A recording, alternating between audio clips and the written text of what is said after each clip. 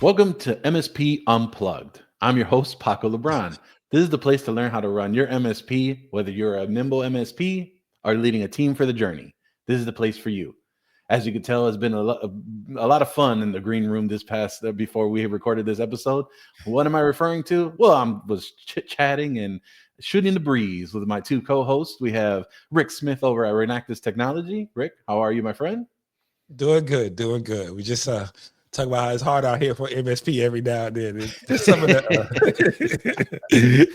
no, but I'm doing good.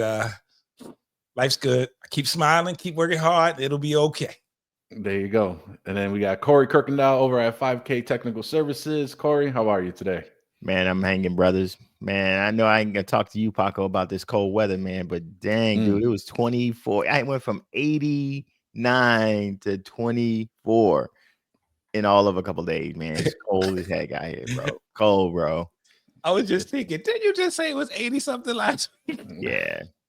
You know what? For us follically challenged brothers, man, you know, it's tough out there, man. That's why you gotta keep the North Face. I remember when I would get my ball fade. This is my last hurrah before I start thinning out. Then it's got to go off. So, it's 18 degrees right now. It was 7 last night, so it was. You win. It was chilly, and it snowed yesterday. Luckily, it wasn't the big snowstorm they had advertised, but it was bad. Tonight, supposedly, it's gonna be. So there's apparently another one coming. No, I didn't ice skate this time. Just snow. For those that don't know what I'm talking about, check out last episode. You'll know what we're talking about. That's your homework for today. But we want to go ahead and talk about all things that we have fun at. What are we doing? Is we try to provide value. And what can I be talking about? It's my favorite thing, and that's TechCon Unplugged. We are officially on the road to TechCon Unplugged, and that is now known as the TechCon Unplugged Tour, as Mr. Smith, if you're watching the video podcast, is doing the YMCA symbols. This year, we'll take a look. This year, the event's going to look a little different. Instead of you coming to us, we're going to come to you. 3 cities on 3 dates, with our first stop in Newark, New Jersey, coming in less than a month in the release of this recording, or Elizabeth, as Mr. Smith would like to go ahead and add on the actual city of where we are. But for those that are trying to figure out where Elizabeth is, it's by Newark. Join us as we do our first live podcast along with MSP roundtables to discuss what's on your mind to help grow your business. We will be discussing things like AI, operational efficiency, and may have some guests along the way, providing not only value, but like I like to say, where the magic happens. There is also going to be an evening social so that we can continue the conversation and, let it loose a little bit, just to help marinate on the information that you have received earlier in that day. Again, less talking at you, more talking with you. As we have said in past, every voice matters. Purchase your ticket now over at techconunplugged.com, and you will receive an annual membership to the new membership portal that will have a variety of content coming here soon. But you know what? It's Valentine's Day when we record this, and I know a lot of people don't give a damn about that. But it's also going to be my birthday coming up soon. So my gift is going to be a gift to you all. If you go ahead and enter the code PACO on that techconunplugged.com website, I'm going to give you a ticket for free. So why don't you go ahead and head over to techconunplugged.com. When you hear this recording, you can enter my name. If you don't like me, you can enter Rick or Corey's if you want as well, if you like them better. And we'll go ahead and make sure we get that gift out here for you. So we'll make it a little challenge to see who likes who better. But techconunplugged.com. Enter our names, Paco, Rick, or Corey, and we'll get you a free ticket out to New Jersey here March 7th. That'll be my gift to you all here as we move on into this lovely month of February. We hope to see you in Jersey. Hey, I'm sorry. Just a quick note here. One of the questions we get asked a lot about is what is the difference between what the TechCon Tour and the traditional TechCon Unplugged? And I think one of the things I just wanted to point out to people, because I've had this conversation a couple of times now, is this is more of an intimate setting, quote unquote, more of that one-on-one or small group conversations that we can have. And the goal is to actually for you to walk away with some concrete ideas, some concrete solutions, but actually haven't seen it done. So essentially what I mean by that is if we're working on something, or you're working on something, or some of the people who will be presenting is working on something, you'll get to actually see that in action, see and have that smaller conversation where you can, see how that fits into your business. Is this something you want to bring along? It's just think of it as the breakout sessions, I guess is the best way to say it. Paco, you can correct me, or Corey, correct me if I'm wrong here, but think of it as the breakout sessions, but in a smaller setting. And we just thought that, I love doing TechCon. We love doing TechCon Unplugged, but some of the feedback we get sometimes, it is a lot of information to digest. So this will be just really a smaller dose of it, and something you can really take home and put into action immediately. Comments on that, guys? Yeah, love it, man. That's it. Opportunity for us to get real intimate, man. Double click in some conversations and just be transparent, man. That's it. Yep. So as we mentioned before, we got those MSP roundtables, or as Rick likes to we can probably format it into known as the MSP clinic. Bring your ailments and we will try and discuss with you our experiences to see what's going on your mind to help grow your business. TechOnUnplugged.com. That's my head. All right, cool. Let's go ahead and move this on. This show on the road. We're going to be talking about exploring AI-driven service desk solutions. Now, again, we have talked about AI quite a bit in the beginning of this show, but I think what ends up happening is for a lot of mediums, podcasts, webinars, things of that nature, they're talking about AI, but it's usually product driven, or it's a lot of fluff, right? And so again, topic brought to us by our own Corey Kirkendall. We're trying to dive in AI on how to make it tangible. Like, how do we make it so that you can leverage something or amount of things to say that you are running an AI driven business, if that's of interest to you? Some people are, just don't want to touch it, but others want to know more about it. They just don't know where to start. And so we have discussed quite a few things about AI. And today we're going to dial it in a little bit to talk about exploring how to create, or how to work with, or what are the solutions available to make an AI-driven service desk solution. So Corey, I'll have you kick it off, and then we'll start throwing in on kind of what we all are doing in our own individual businesses, and what types of AIs we're introducing for our businesses for that service desk solution. So Corey, go ahead and take it away. I appreciate that, man. So what I'll tell you, like I tell my customers when we have this conversation, man, you need to make sure that you have an end goal in mind when you start talking about AI. What is it that you want to do? Start with that crawl, walk, run piece and be very specific on what that do. The first thing I will tell you is make sure you're transparent with your organization of what you're doing with AI, because there's this misconception that it's going to take my job, it's going to move something around. They don't do it. What you're saying is, I'm using AI to better enhance our service offering, where it comes from. And here's what we're doing. And it doesn't impact what they have from that perspective. It should enhance and make it better from their perspective. And so they go down that path and they do what they need to do. But also make sure they understand that AI today needs a human to coexist with it, right? It's trust, and we're working together. We need to be able to coexist with each other. It's not one or the other. It's going to be both. And then what I'll do is I'll start off with a couple of things of what we did. One of the challenges in our MSP that we have a challenge with a lot is documentation, right? Need documentation. And if you're like us and most MSPs, man, you probably have paid a lot for people to search Google multiple times for the same thing in the same piece. And and that stuff kind of makes you mad, right? It's like, why am I paying Rick and Paco and James and everybody else to search Google for the same thing when it could have been documented once and been done when it came from that perspective? So what I did was I had my team go out. They came back to me and they said, look, man, here's the thing we want to use. And we started using a product called Scribe to help us do some of the pieces on documentation. If you haven't, what that allows us to do is it has a web browser, but it also has an application that literally records what you're doing from an AI perspective. And everything you click on, everything you do, it automatically creates where you touch, where you did, documents what it is, here's how the flow is. It takes what would have took you probably 30 to 40 minutes to create, probably gets that down anywhere between 5 or 10 minutes, right? Automatically done in a format, just edit it and make it go. And what that has done, man, that has actually increased our documentation dramatically from that perspective and how we go down that path. But it was very specific of what we needed to go down. And the way I challenged the team is that we went into a trial account, opened it up. and I forced everybody to use it, but they had to report back to me, and they did it this morning.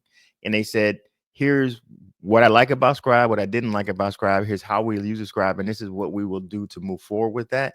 And, you know, and we decided to go down and really start to document that. Over the course, I mean, they was able to document just in the trial, man, probably 22 different use cases, what they wanted to get done. So you actually already saw the value coming through that process of how we did, leveraging that AI piece to really better our documentation on what we got to get done. But it was very purposeful of what it needed to get done, but it also increased morale because, man, you start talking about documentation, everybody's head goes down. Takes time, can't do anything. But this has been really cool to go down that path. That was the first thing that we did to really go down that path and leverage AI and how we handle on the service desk side that immediately transitions back to better service and support to our customers. Yeah, you know, it's amazing on how much a successful MSP will always provide the kudos to the documentation that was created in their own organization. Some have their documentation down tight, some have started, and there are those that just have no clue as to, you know, how to even get started or what to do and things of that nature. We had a great session at TechCon this past year or last year. Tim Coach, who's over at Synomi now, and Brooke Lee over at Lion Guard, and they have had experience running MSPs and consulting with MSPs in the past, and they gave an amazing session, which we'll have that in the membership portal here soon for that content. And they go through an hour of really discussing how should you frame your documentation. Here's how to start, and it's a great way to start on just getting to the point where you can get documentation, especially if you're a solopreneur or a small MSP, just trying to figure out, all right, how do I make sure that I can eliminate as much time as possible? And we did put up that link of the product that Corey uses. It's scribehow.com.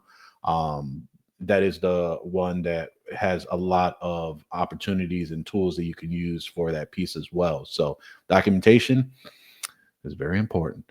Mr. Smith, what you got going on over at your service desk and situation over there? No. We're working on some things, you know, similar to what Corey's saying. Like I love the idea of what he just talked about Scribe. Now, I don't know much about it, but here's how I can envision it too. And this is something that now is in my head that I'm going to go work on if it can work. But not only, you know, we've worked in, I've talked about this a couple of times. We've worked last year, 2024, on documentation, really getting it up to snuff, being able to the point where we have used AI itself to help us write some SOPs, to help write documentation for us. And now we use Hoodoo. Everything is stored in Hoodoo. But what has been good is sometimes a client will ask something in a ticket, and we can send them the link to go see, hey, here's the instructions on how to do it. Now, extrapolating that out to Scribe is always better to have it visual than it is to have it just being able to read. So if we can use something like Scribe and then link to that video that shows the clicks and what to expect and where you're looking at, because we all know one of the first problems a client has is getting started. Hey, go down to your taskbar, click the yellow folder with the little green line on the bottom. Where's the taskbar? What color is the folder? You know, so that's where we get the biggest hang up comes not in just the instructions on how to get something, but just where to go look for it. Right. So I think something like that, you know, extrapolating out thinking something like that may be a good way to also to help clients get some things done. And now going back to something else Corey talked about, it doesn't replace the work that your people will have to do, but it frees them up to do other things, right? So every 5-10 minutes I have to just I have to spend on a phone or spend on a call or a remote session explaining to a client, you know, how to get to their downloads folder or whatever the case may be. If I can send that to them somehow and they can see it, my tech or myself or whoever the person may be that's helping can be moving on to something else. So it's not necessarily replacing work, but it's basically freeing you up to do things that are more costly for the business, right? That are more, I don't want to say important because every ticket a client gives is important, but that's more profitable for your time, basically. Maybe that's the best way to say it. So we, again, to answer the original question, we're doing a couple of things now with AI to help us with the service desk. So some of them, again, is the documentation. So we know now where one of the things we did was we keyworded everything. So now if I go to Hoodoo and I need to keyword something, I can keyword it. The link comes up. I can copy the link and drop it into my PSA or drop it wherever it is that I'm sending the information to the client to, so that they can get the actual written documentation on how to do X, Y, and Z. But all that, it was the help of all of that was done by AI.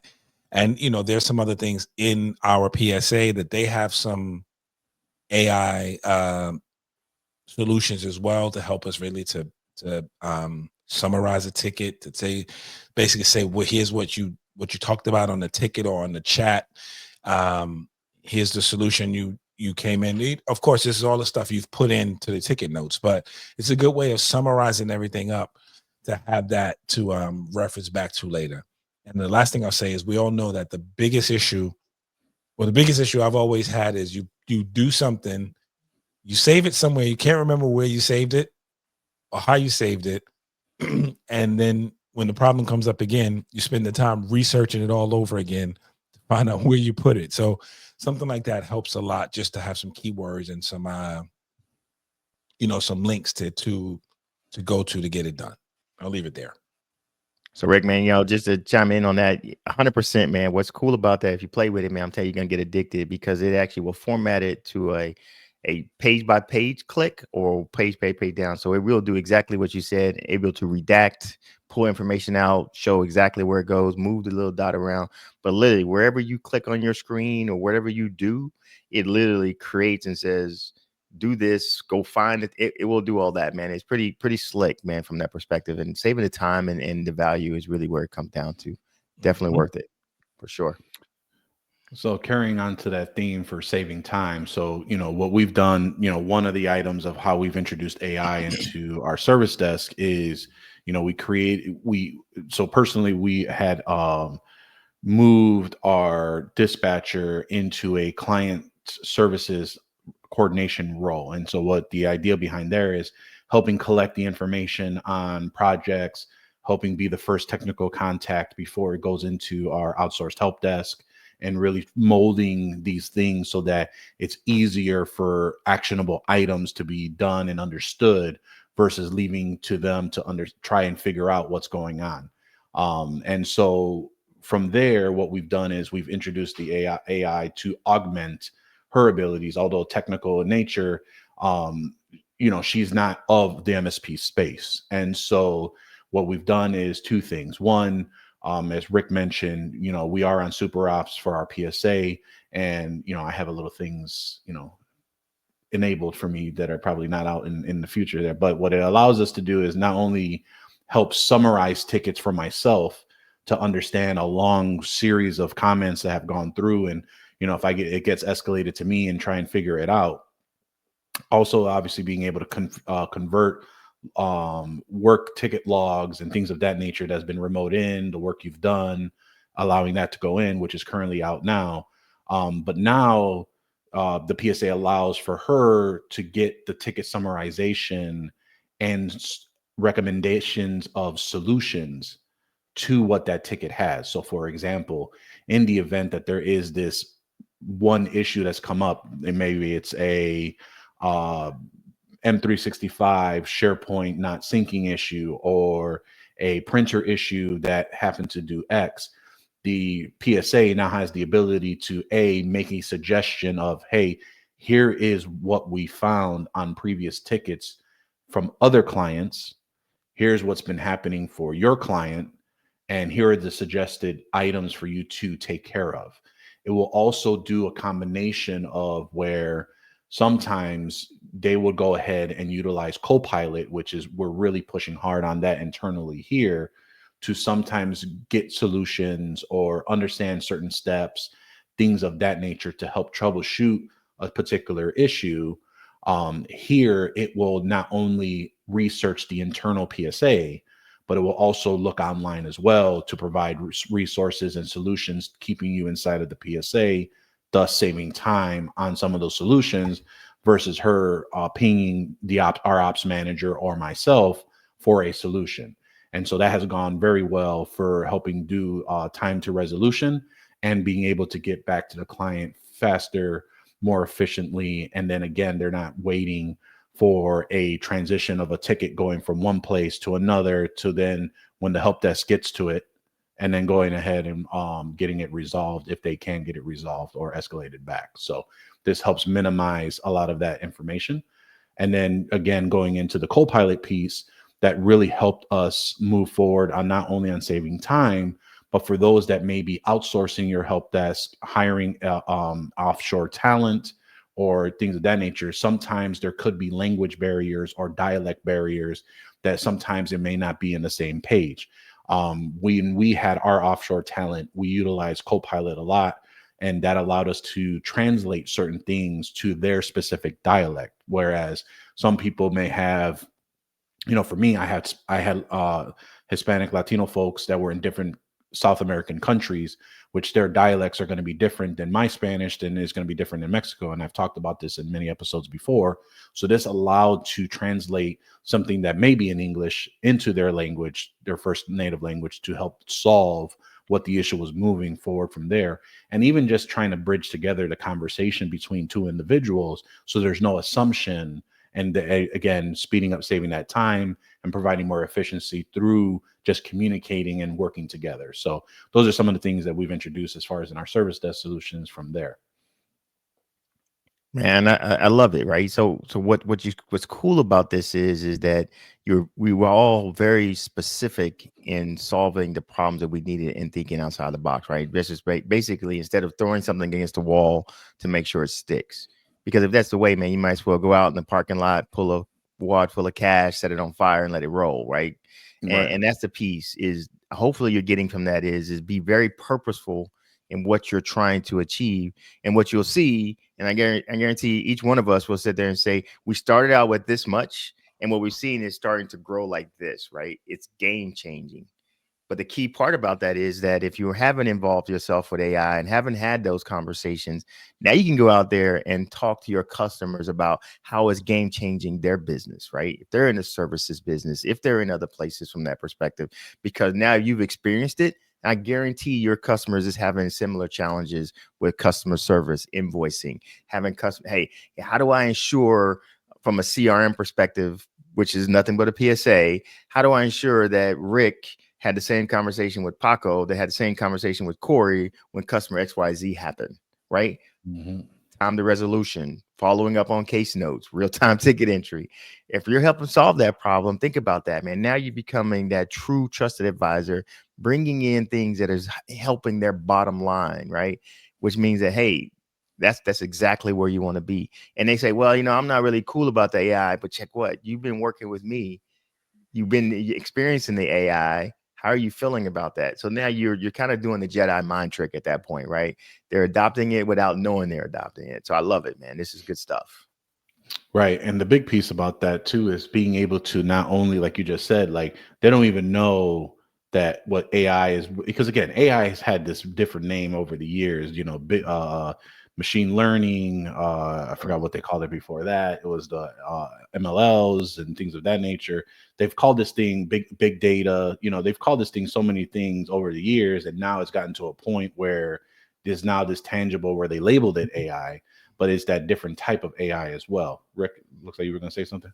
Oh no, I was just saying that it's you just need to. I was feeding basically back on what Corey said, is understanding first and foremost where your issues lie, right? And I think that's most important, is you have to understand where your inefficiencies may lie, and then from there determine if an AI solution can help you with those inefficiencies.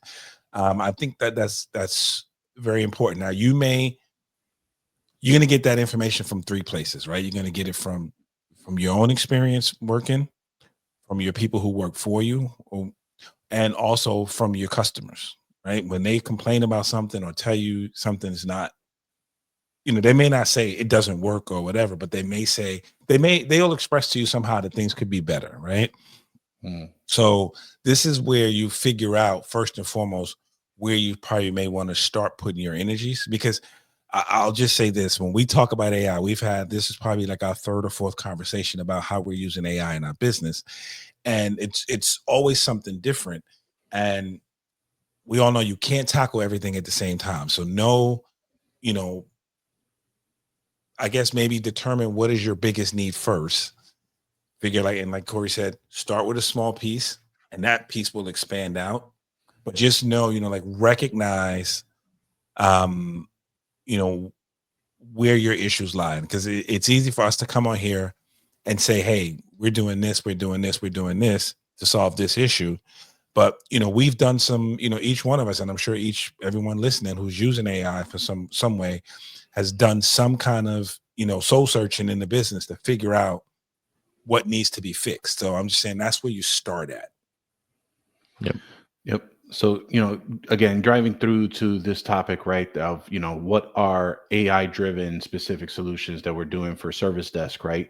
One of the items that we are working on right now in regards to service desk is, that the dreaded IVR, right? This is one of those where, clients hate it because they're trying to get a hold of someone in a more efficient manner, right? And it gets to a point where they either, and we make it sometimes difficult for them to get through as well, because you don't want to hit 0 for them to automatically get the auto attendant, because you want to avoid the telemarketers, the spam calls, purpose of the IVR in the first place. And then also trying to make things efficient as well, if it needs to flow and go to certain areas, right? And this is where AI can help as well. There are many phone systems right now that have the ability to even replace this quote unquote classic or traditional IVR to get you the solutions that you need. So for like our phone system, we're exploring that right now. There are some that are using CRMs to help provide other intake opportunities that can pass over to the service desk. Corey or Rick, are you using anything in regards to telephony or, intake solutions to your service desks right now? Yeah, like I said, we're using some of the phone stuff. Like, we're big Ring Central Shop, and we got some other people that just basically recording every call, can take the sentiment of what's happening on the call, put that documentation in the case, and summarize what we got going on, so that no matter who picks up that call can actually see what happened, what was the tone, what was where it came from, and it's attached to the case as an internal note, so that everybody has the same context of what happened. What's also cool is that you can kind of train it up and say, if you hear something that, Paco's a little agitated and he's saying some sharp words, we can make it say, hey, this is probably something that needs to be escalated. Pay attention closer to this case than something else from that perspective as well. So leveraging the phone system that you have, or leveraging that, a lot of those features are in there. We just haven't turned them on, or we don't know that they exist. So I would say go back to your phone vendor and look at all your tools, and probably spend time with your technical people on that side and say, hey, what are you doing with AI? What is already included in what I'm doing, and how can I leverage it? Because you'd be shocked at how much stuff that's going on there. Just about every PSA has it in there now. They turned it on, but they just haven't publicized it.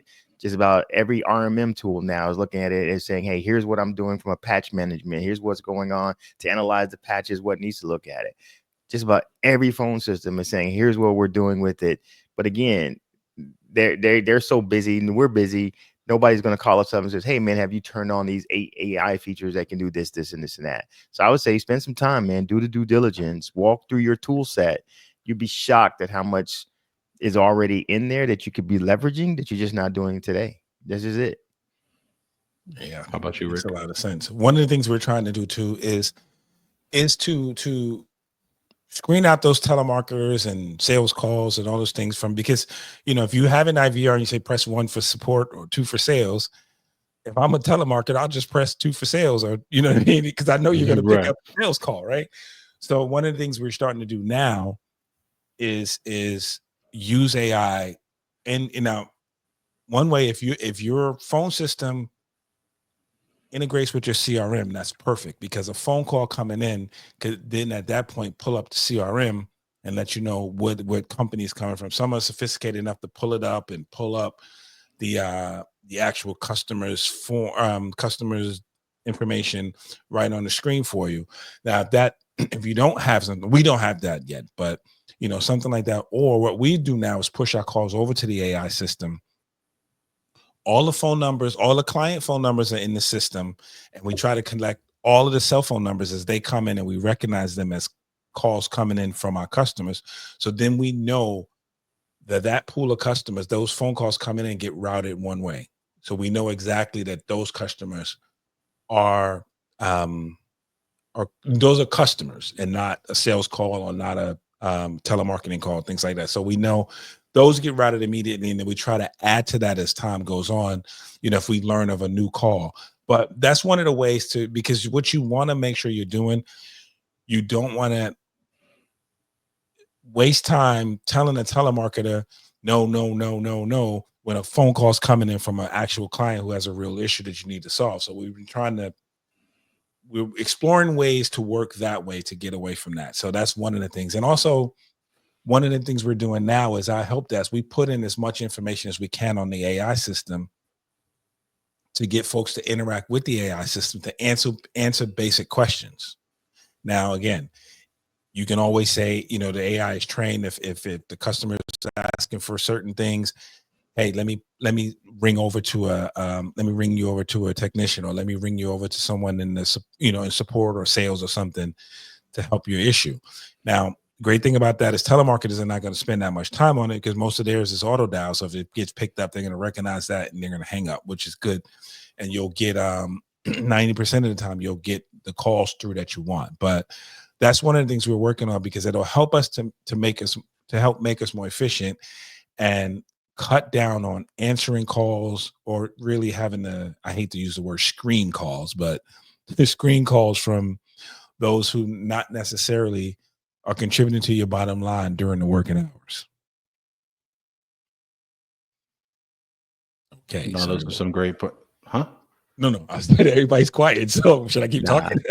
I love it, man. I'll tell you, one of the features that we turned on, man, that people don't know about is a lot of voice over IP systems has the ability to, before the phone ever comes to you, to screen out calls before. And so we stumbled up upon a feature in our system where we have a spreadsheet that we load up all of our clients' cell numbers and their main numbers and whatever it is. And if that number is not on that spreadsheet, what'll happen is we send it to a special voicemail and send it off. So only our clients, and we know you, can actually get through our phone system where it comes from. So it traps all that other stuff that's out there. But it makes us sure that we're diligent, that when we onboard a client or we change a client or whatever needs to get done, we make sure we update that document to make sure that they're included in that suit, but they can get through each and every time. But if you call me and you're not on that list, you get sent to what they call the special Corey Kirkendall mailbox, which is really cool, because you're shocked, like your phone calls go from here to there, right? But it's that way you do it, man. So again, it goes back to, like I said, to go and look at some of those features that are in there that you already have that will change the game, and that's a true differentiator for you, for sure. Yeah, I just wanted to add one thing. This may or not work for people. We don't do this, but there's an MSP I spoke to last year who I spoke to at TechCon, who basically has a main number that everyone calls, but then once you're a client, you get a service line number that is separate. It's unpublished, so only the clients get that number. So then people calling on that line.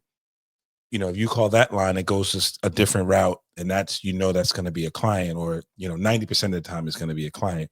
So that's not AI driven, but it is an option as well to help with the efficiency. Because my whole point in all of this is we're using AI, using tactics and different approaches just to make us more efficient, to not waste time on the things we don't need to be doing, and to spend our time, particularly our human time, on the things that really affect our bottom line.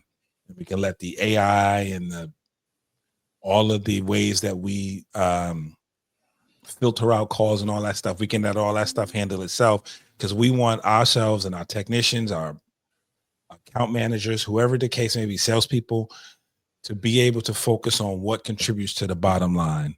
And really that should be where 90% of their time is spent during the day. All very good points. And then I think what we can help round out is, for service desk solutions, specifically on what can be AI driven, is education. And I think that that's one of those pieces where, there are a lot of players in the space. We're toying around with HeyGen AI, allowing me to kind of duplicate myself, or everyone wants to clone themselves and allow them to speak and educate and things of that nature. And we're creating an internal newsletter to help with some of these items, whether it's a new update, a new for as far as in the Microsoft realm, something internal, things of that nature. And so for us, being able to provide that educational tool allows for things like processes, items that have to be gone over and over again to a client. So instead of sending them to a knowledge base article, now we have this video that can be created that would speak to the user, alleviating the service desk from having to handle some of those items.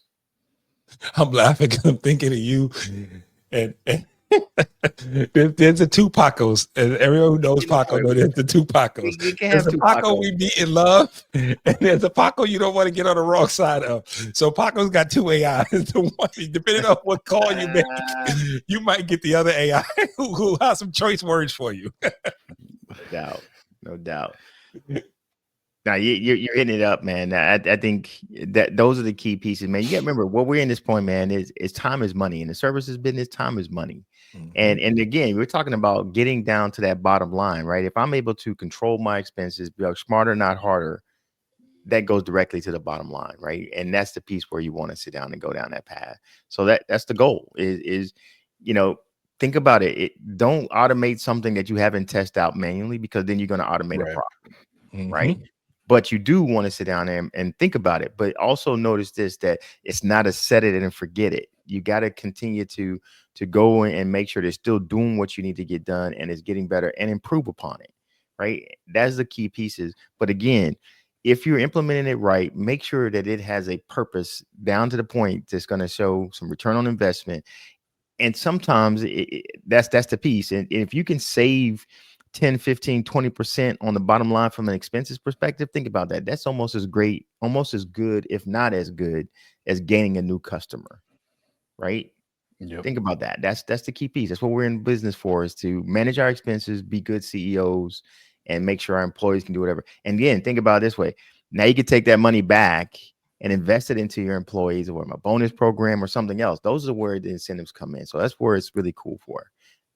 This is good stuff. Yep. I think, go ahead, Rick. No, I'm sorry. You can go. No, you can go. Yeah, we're so nice. I got nice Paco today. No, I was just to feed off of what Corey's saying is as you're honing this process, right? As you start small, test, improve, learn, and even when you put it into implementation, one of the things you always want to continue to do is monitor and seek feedback, right? You may have one of the things sometimes we get tunnel vision. We find a solution. We love it. It does all these great things. We love it, but the other side can't stand it, right? Your customers can't stand it, or whoever is affected by it can't stand it, or it doesn't help them the way we think it does, right? So my thing is, as you're improving, seek feedback. Talk to your clients, talk to whoever, talk to those who's affected by this policy or this change, and see how they're feeling about it. And you never know. It may not be, hey, we don't like it, but they may have a few things that they may suggest or they don't get that you can tweak and fit and continue to fit it right in. So I think one of the things we have to do is, because we're always eager to implement something new, and we're, as technicians, we love to tinker, and we love to fix things and create these things and come up with it. But rarely do we look at it from the other side, right? So I see, so I'm just saying again, look at it from both ends of the glass and understand what's working for you may not necessarily work for your clients, or may just need a small change to work for those affected. Wise words from Mr. Smith. And that's what I'm talking about right there, man. I'm dropped the mic on that one. Yeah, I think, for what we've talked about today, right? Service desk often includes those people helping your clients, which brings in one of your highest cost of your line in your P&L, your financials, that is the highest line item that you're investing in your business. So not only by looking into these AI driven solutions specifically for service desk, you're now trying to understand your burden rate and how do you modify that burden rate, which again, we've talked about bottom line. But in reality, in this particular topic we're talking about is how are we affecting that burden rate so that we can do cool things like incentive programs, bringing in things that are going to include and help your people belong and want to be there, right? Because if your people don't want to be there, that employee experience drives down to the customer experience, and that's going to drive how you provide your services for your clients. But again, this is why the topic is called exploring AI driven service desk solutions, not implementing AI driven service desk solution. Because, like Corey mentioned, garbage in is garbage out, right? You want to make sure that as you kind of look at your process, you want to make sure that you make those requirements less dumb. You want to make sure that if there's any additional parts or steps that you can get rid of them. You want to be able to optimize. And then by being able to optimize that whole process by testing it through with feedback, with input, with things of that nature, now that you've kind of either manually or put certain systems in place, allows you to now not only optimize, but then you can now really get to the point where you can accelerate that piece. You can scale, you can get to the point from there. And then once you're seeing it kind of going through and it's working great, that's when you focus on automation. That's when you focus on how do you introduce tools and AI to make this either removing ownership from an actual person or allowing these steps to now move into a position where now you have one dashboard to look in instead of several, and improving your time efficiency. And ultimately, again, as we mentioned, bottom line, really affecting that burden rate all around to provide. With that, yeah, my it looks like my Type USB-C had crashed right now. But from the pieces that you've gotten here, gotta love technology. The big piece of it all is you go ahead and look through, and as you try to optimize, accelerate, and then ultimately automate, the big piece here is to explore. And so with that, any final words, gents, from what we talk about, or can we wrap this thing here up in a nice little bow? I think what you're hitting it, man, is that we'll probably have to do an episode on it, man. Is you're bringing in the agile approach to what you're doing, right? And in agile, there's a thing called MVP. It's the minimal viable product, right? It's that one piece. In the old waterfall method, you would get all the way to the end, put all your effort into it, and then be like, oh crap, that sucks, and that doesn't do anything. But what the agile is, man, you do a little bit, test it out, and that may be all you need to do. Don't go any further, but in that same process you're getting a lot of feedback. That's exactly what we just described here, man. Is how do you bring that agile process to where you're hitting the mark, getting feedback, tweaking that feedback, and getting to that point and say, you know what, good is okay, this is where we need to be, and we stop. Versus getting all the way down, man, and build out a whole new city. I'm like, dude, all I needed was one house with one room. You built me a 18-story condo, too much. And that's money, right? That kills that bottom line. But that's what's up, man. I think we got to definitely, bring that back and talk about that agile method, because it started out as programming, but now people are running their whole businesses based off that model, because good is okay. Sometimes we want to be perfect, and that's just not realistic. But I love it, man. This is good stuff. Yeah, agile theory is actually a really interesting topic, especially for those that don't know what that is. Look it up. Essentially applying what you know into a scenario that you have never been a part of, and how do you apply it. So yeah, definitely check that out. We can definitely have a great conversation with that, because there's a lot of good lessons learned from that whole theory and that way of looking into things as you solve problems or run your business as well. Mr. Smith? Just the final thing I'll say, just to keep in mind for everyone, I think, and Corey and Paco have said this, I'll just say it in Rick speak. You don't need a sophisticated tool. You just because you have a sophisticated tool doesn't mean you shouldn't use it to solve a simple problem. It doesn't always have to solve a sophisticated problem. So what I mean by that is AI is a really sophisticated tool.